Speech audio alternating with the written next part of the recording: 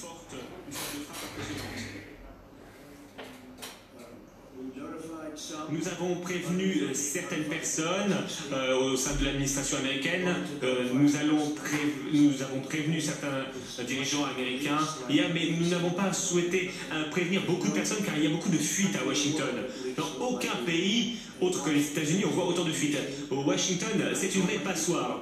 Et j'ai dit à mon équipe que nous n'allions prévenir personne avant que notre équipe soit rentrée. On ne souhaitait pas qu'il soit accueilli par des tirs. Alors la mission était top secret, aucune fuite. Les seules personnes au courant étaient les quelques personnes avec qui j'ai traité. Et le commandant, le chief of staff était incroyable. Nous avons reçu énormément de soutien. Robert O'Brien par exemple, le secrétaire Esper, le secrétaire Mike Pompeo. Mike Pence également, formidable. Un groupe très restreint de personnes était au courant, très peu de personnes étaient au courant. Une fuite aurait pu entraîner la mort de toutes nos équipes. Quoique, ils sont tellement forts qu'ils auraient pu s'en tirer, même avec une fuite. Dans le ciel, hier, nous avons été entourés par différents avions et nous en sommes très bien sortis. Alors, le secrétaire Esper, quelques chefs d'état-major, Mike Haley, certains généraux, le personnel militaire et des responsables du renseignement, Robert O'Brien, voilà quelles les personnes qui étaient présentes dans la cellule de crise.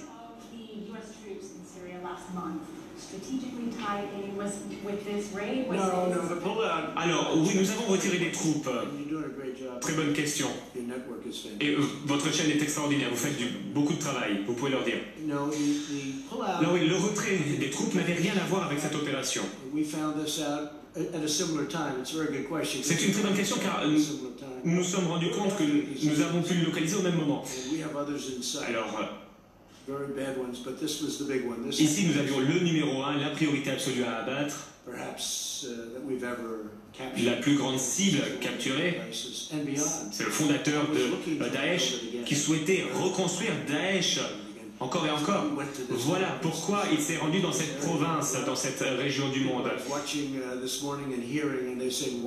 Il y a beaucoup de personnes qui se demandaient pourquoi il était là. Il y avait des personnes qui étaient surprises, mais c'est depuis cette région qu'il souhaitait reconstruire l'organisation État islamique.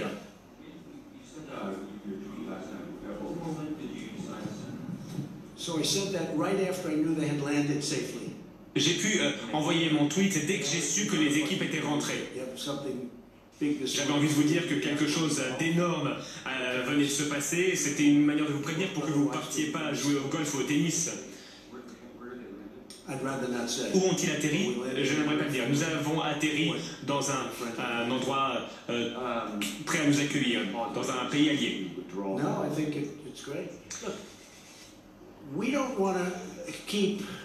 Nous ne souhaitons pas maintenir des soldats entre la Syrie et la Turquie pendant encore 2 siècles. Ces pays se battent depuis des siècles. Nous jetons l'éponge. Nous partons et nous laissons quelques soldats pour sécuriser les ressources pétrolières. Nous nous battrons pour ces ressources pétrolières.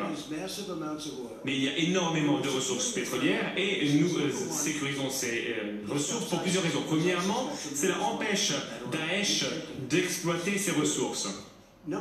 Deuxièmement, et une fois de plus, il y a d'autres personnes qui peuvent revendiquer ces ressources. Nous allons négocier avec les personnes qui revendiquent ces ressources si leur requête est acceptable, ou alors nous les empêcherons d'avoir accès à ces ressources. Nous avons une forte puissance militaire, la plus forte puissance militaire au monde.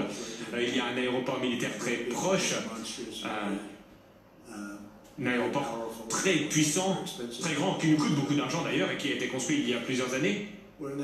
Nous sommes au Moyen-Orient et cela nous coûte 8 000 milliards de dollars. Alors, la Syrie et la Turquie vont devoir prendre des décisions eux-mêmes. Les Kurdes ont très bien travaillé avec nous, mais c'était beaucoup plus simple de gérer les Kurdes après 3 jours de combat, car ces 3 journées étaient brutales pour eux.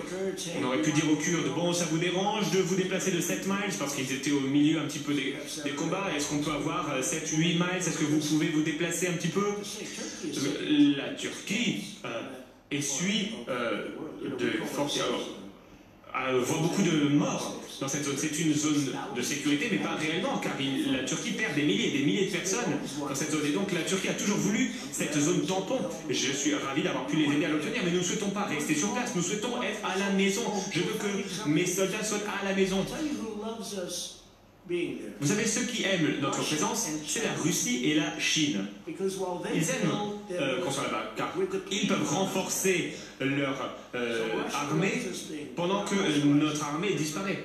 La Russie aime qu'on soit présent pour plusieurs raisons. Premièrement, on lutte contre Daesh, on lutte contre les terroristes, et ces terroristes sont très proches de la Russie. Nous, on est à 8000 km de distance. Alors évidemment, ils peuvent venir sur le sol américain, mais on a réellement renforcé notre sécurité, notre interdiction, interdire l'entrée sur le territoire aux musulmans. D'ailleurs, à la Cour suprême, on a pu protéger cette loi. Donc on a une interdiction, et c'est très difficile pour les terroristes d'arriver aux États-Unis. Mais nous sommes à des milliers de kilomètres, alors que la Russie est juste à côté, la Turquie est juste à côté de ces terroristes. La Turquie est vraiment au cœur même des foyers terroristes. L'Iran également, l'Irak. Tout le monde a horreur de Daesh. En théorie, c'est à eux d'agir, ce serait à eux d'agir. Les Européens nous ont énormément aidés.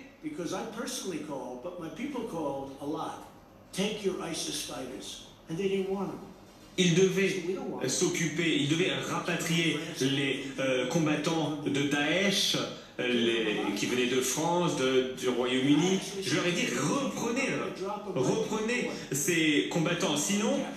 Eh bien, vous devrez les recapturer vous-même. Mais aujourd'hui, le contribuable américain ne va plus payer pour ces combats. Vous avez vu combien coûtait Guantanamo. Nous n'allons pas payer des dizaines de milliards de dollars parce que nous avons été capables de capturer des ressortissants français, allemands ou anglais qui luttent pour Daesh. Et ils peuvent rentrer dans leur pays, ils peuvent arriver aux États-Unis, mais ils ne peuvent pas réellement arriver dans notre pays car il y a un océan qui nous sépare. Vous avez rencontré des personnes extraordinaires qui vous ont aidé grâce à des renseignements, des informations, des conseils. Est-ce qu'il y a une personne en particulier que vous souhaitez remercier? Alors si je parle d'une personne, je dois parler de 5 personnes ou plus. Comme vous le savez, il y a un responsable de renseignement qui nous a beaucoup aidé. C'est un gentleman, un homme extraordinaire. J'ai parlé à Lindsey Graham également. Lindsey Graham qui est juste à côté de moi et qui a été très impliqué dans cette opération. C'est un faucon très fort. Mais je sais que Lindsey est d'accord avec nous. Il y a beaucoup de pays qui peuvent nous aider. Je ne souhaite pas laisser 1000, 2000 ou 3000 soldats à la frontière. Mais Lindsey et moi sommes d'accord sur un point, c'est qu'il y a du pétrole. Le pétrole qui est très utile pour l'État islamique. Deuxièmement, il aide les Kurdes. Les Kurdes ont pu vivre grâce à ce pétrole. Et cela peut nous aider également, car on doit avoir une part de ces ressources pétrolières. Et peut-être que je vais trouver un accord avec ExxonMobil ou une autre grande entreprise pour s'occuper de ces ressources pétrolières. Alors il y a beaucoup de pétrole très profond, mais pas beaucoup en surface. Et il n'y a pas beaucoup de machines qui peuvent extraire le pétrole, ces machines ont été détruites par la guerre, mais nous pouvons partager cette richesse. Nous protégeons les ressources pétrolières, nous protégeons ces ressources pétrolières, alors évidemment on pourrait trouver un accord pour la partager. Mais il y a des peuples qui se battent depuis des millénaires, des siècles. Je souhaite faire rentrer nos troupes aux États-Unis, mais je souhaite que les ressources pétrolières soient protégées. Si vous lisez l'histoire de Donald Trump, vous savez, savez, moi j'étais un civil, je n'avais rien à voir avec l'Irak. J'étais contre la guerre en Irak, mais j'ai toujours eu tendance à dire que si les États-Unis allaient intervenir, je suis sûr que vous avez entendu cette déclaration, j'ai fait cette déclaration. Si on va en Irak, eh bien, tant qu'à faire, gardons les ressources pétrolières. Et ils n'ont jamais fait ça. Lindsey Graham avait proposé une loi où on aurait pu être rétribué pour les milliards de dollars que nous avons dépensés, des milliards et des milliards de dollars dépensés, mais ce sont des milliers de milliards de dollars qui ont été dépensés. Et ce vote n'est pas passé au Sénat. À cause d'une voix, il y avait une forte opposition de la part du président, par exemple. L'Irak aurait pu être très différent aujourd'hui. Ils auraient pu nous devoir beaucoup d'argent. Ils auraient été traités très différemment. Mais l'Irak nous a beaucoup aidés pour le raid hier. Vous êtes rentré à 4h30 à la Maison-Blanche. Est-ce que vous vous êtes rendu directement dans la salle d'urgence? Cela fait 3 jours que nous savons que c'est hier soir que nous allions intervenir. Et personne n'a été blessé. Notre chien, je dis notre chien, c'est notre équipe canine, disons. J'appelle ça un chien, c'est un chien très talentueux, un très joli chien qui a été blessé.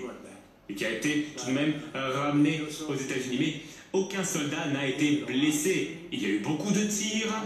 Il y a eu beaucoup d'explosions et ils ne sont pas passés par la porte principale. On se dit, bon, on va passer par la porte d'entrée, la porte principale, où on fait toc toc toc, est-ce que je peux rentrer? Mais ils ont explosé un mur, fait exploser un mur, cela a pris quelques secondes. Ils avaient un trou formidable par lequel passer et pour prendre tout le monde par surprise. Des combattants incroyables. Il n'y a pas meilleur combattant que les combattants américains. Et c'est vraiment le top du top.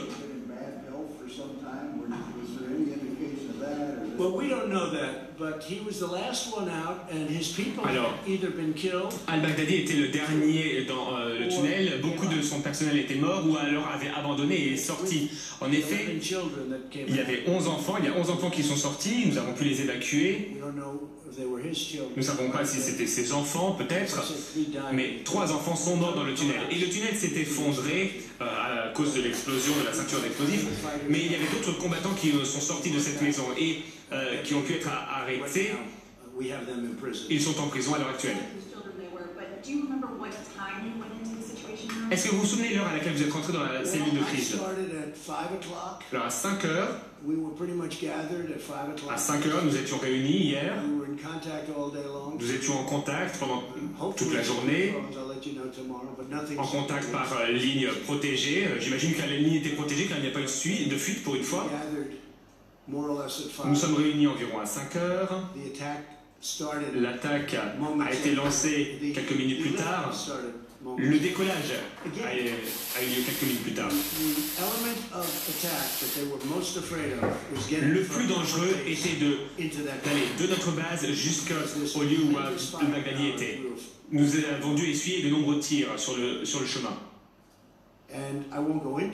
Alors je ne vais pas rentrer dans les détails, mais il y avait une forte présence russe dans une région, une forte présence turque, une présence syrienne également.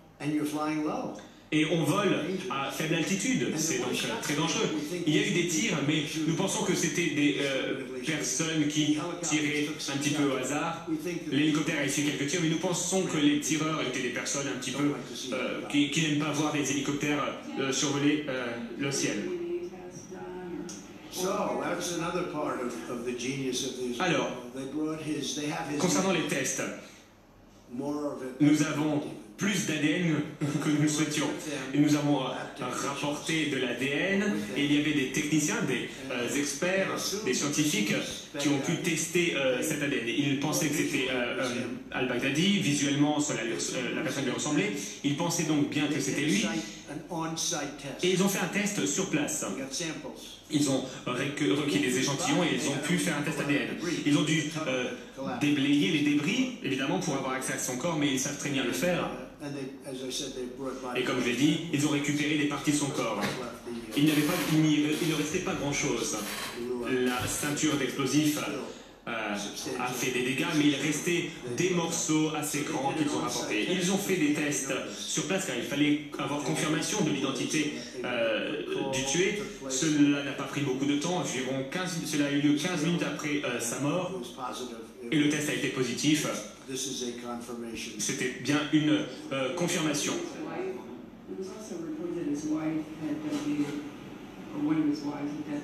Sa femme se serait fait exploser également. Oui, deux femmes. Deux femmes qui portaient des ceintures d'explosifs. Elles ne les avaient pas encore fait exploser. Mais c'était très difficile car ces femmes sont mortes mais n'avaient pas fait détonner leur ceinture. C'était donc très difficile pour nos soldats. On ne sait jamais ce qui peut se passer. Elles sont allongées sur le sol, elles sont mortes. Les ceintures n'avaient pas explosé, mais elles étaient bien mortes. Nous connaissons les successeurs d'al-Baghdadi, nous les avons dans notre viseur déjà, nous pouvons vous le dire. Hamza Ben Laden, c'était une cible importante, mais là nous avons abattu le numéro 1. Osama Ben Laden, c'était une grande cible, c'était une grosse cible à cause du World Trade Center du 11 novembre. Ce n'est pas une personne qui a créé un califat. Al-Baghdadi a constitué un califat et essayé de le reconstruire. J'avais entendu des histoires sur lui, j'ai entendu dire qu'il n'était pas forcément en bonne santé, mais il est mort de manière violente. Nous avons été impitoyables. Alors il y a beaucoup de personnes qui sont mortes sur place, mais nous avons pu arrêter certains combattants. Et quant aux enfants, eh bien, ils sont pris en charge. 11 enfants ont été pris en charge. Combien d'adultes ont été arrêtés? Je ne préfère pas le dire, je laisserai les généraux en parler, mais un petit groupe de personnes. Plus de morts que de vivants, en définitive, dans le bilan. Quelles équipes d'opérations spéciales, des opérations spéciales ont été impliquées? De nombreuses équipes, au plus haut niveau d'ailleurs. Des personnes remarquables, des personnes incroyables, très professionnelles, très efficaces. Est-ce que d'autres forces ont été impliquées ou uniquement des forces américaines? Uniquement des forces américaines. Seulement des forces américaines, mais nous avons bénéficié d'une forte coopération. Nous avons prévenu les Russes que nous allions pas les survoler. Ils étaient curieux. Nous leur avons dit, nous arrivons. Bon, on arrive, mais ils ont fait preuve de coopération. Et nous leur avons dit, c'est une mission que vous allez aimer, car évidemment, ils n'aiment pas non plus Daesh. Est-ce que des renseignements de l'étranger vous ont été utiles? Nous avions nos propres renseignements, nous n'avions pas besoin d'aide réellement, nous avons des services de renseignement très efficaces. Lorsque nous utilisons nos renseignements correctement, nous pouvons accomplir de grandes choses. Lorsque nous perdons notre temps en utilisant les renseignements, cela nuit à notre pays car nous n'avons pas forcément du bon leadership. Mais je connais beaucoup de personnel de renseignement et je peux vous dire une chose, ce sont des personnes spectaculaires. Elles ne vont pas vouloir en parler, elles vont rester très silencieuses évidemment et discrètes. En effet, ce sont des grands patriotes, mais les personnes avec qui j'ai travaillé sont des personnes incroyables. Et ce terme de renseignement, ou intelligence en anglais, leur va très très bien. Ce sont des personnes très qualifiées et c'était impeccable pour une mission très compliquée. J'apprécie l'aide de la Russie, de la Turquie, d'Irak, de l'Irak et de la Syrie d'ailleurs. Nous avons survolé leur espace aérien. Il y avait beaucoup de Syriens avec beaucoup d'armes à feu sur le terrain. Alors, on n'a pas toujours l'impression que le trajet est le plus dangereux lorsque l'on va chercher à abattre un personnage aussi dangereux. Et surtout, ils avaient une structure renforcée, un bunker très renforcé avec des tunnels. Mais le plus dangereux était le trajet. Avez-vous prévenu Nancy Pelosi? Non, je souhaitais que cela reste un secret. Cela reste top secret, je ne souhaitais voir aucune victime. du côté américain, et donc j'ai gardé le secret. Alors, les équipes qui étaient sur place seront invitées à la Maison Blanche. J'imagine que ces personnes souhaitent rester anonymes. Ces personnes ne travaillent pas pour la gloire, mais pour leur pays. Mais elles aiment leur travail, elles aiment faire ce qu'elles font. Je l'ai vu, la première dame a pu voir leur travail. Et elle est revenue en me disant « Waouh, je n'ai jamais vu quelque chose comme ça ». La formation de ces personnes. Et surtout, l'efficacité, la puissance, les hommes, les femmes, la force physique, la force mentale, ce sont des personnes extraordinaires.